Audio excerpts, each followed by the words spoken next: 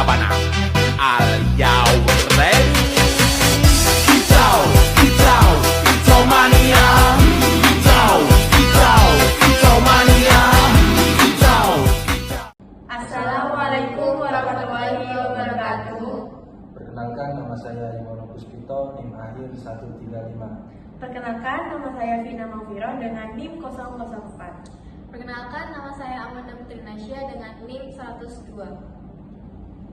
Tema ini sangat menarik karena sangat dekat dengan dinamika mahasiswa baru, yaitu fenomena The Circle Trap atau jebakan harus punya kelompok pertemanan.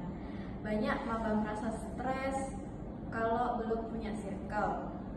Padahal hubungan yang dipaksakan bisa berdampak buruk bagi kesehatan mental. Pernah gak sih kalian merasa harus banget nih punya geng atau enggak circle lah buat biar gaya-gayaan di kampus dan gak cukup-cukup aman?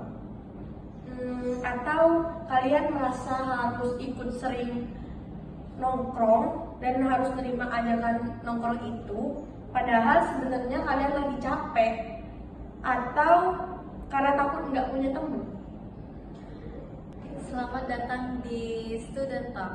Kami dari kelompok 2 akan membahas sisi lain dari hubungan antar manusia di dunia kampus. Mengapa kualitas pertemanan jauh lebih penting daripada kuantitas circle kita. Di semester 1 kemarin kayaknya ada tekanan tak kasat mata. Ya, kalau kita harus langsung punya kelompok atau enggak teman bermain deh yang kompak banget. Bener, padahal kita baru kenal sebulan. Seringnya kita jadi people pleaser, iya aja demi diterima, padahal mungkin frekuensinya nggak nyambung.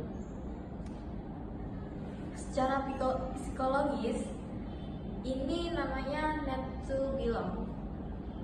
Manusia memang butuh pengakuan kelompok, tapi masalah muncul ketika kita kehilangan jati diri kita hanya demi fit in atau cocok-cocokin diri sama orang lain.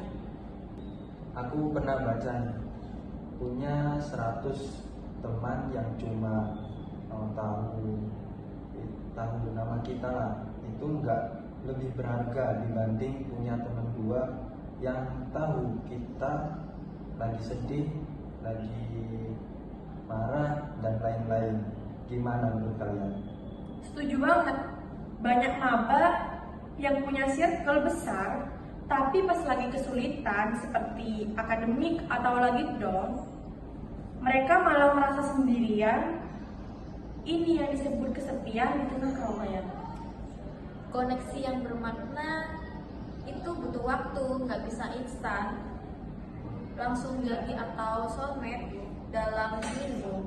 Hubungan yang sehat itu harusnya saling mendukung, bukan saling bikin kita merasa tertekan buat selalu tampil sempurna.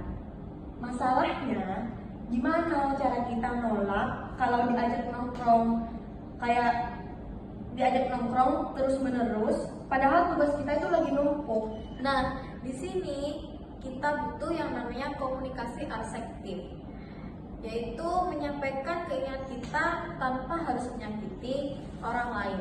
Kita harus bisa punya personal boundaries atau batasan pribadi. Jadi bilang, maaf ya hari ini aku butuh istirahat di rumah. Itu bukan berarti kita benci mereka. Itu artinya kita sayang sama diri sendiri. Teman baik pasti bakal paham kok. Tapi ada mitos kalau teman kampus itu cuma buat kepentingan atau tugas aja. Menurut kalian itu fakta atau mitos? Kalau menurutku itu mitos sih. Meskipun banyak yang begitu, tapi masa kuliah adalah tempat buat ketemu orang yang punya visi yang sama. Tapi ya itu tadi, jangan terburu-buru, biarkan mengalir secara alami. Jangan sampai kita terjebak dalam hubungan yang toksik hanya karena takut menyandang status mahasiswa kupu-kupu atau kurang pergaulan. Jadi, buat teman-teman mahasiswa baru, jangan stres kalau belum punya geng yang estetik kayak di film-film. Fokuslah pada pengembangan diri dan cari orang-orang yang bisa bikin kalian tumbuh, bukan yang cuma bikin kalian stres atau capek di masa kuliah ini. Karena pada akhirnya hubungan antar manusia yang paling penting adalah hubungan kalian dengan diri sendiri. Terima kasih sudah menonton Student Talk hari ini. Saya Yuwono Puspito. Dan saya Vina Noviro. Dan saya Amanda Putri Naisha. Pamit, sampai jumpa di diskusi selanjutnya. Bye-bye.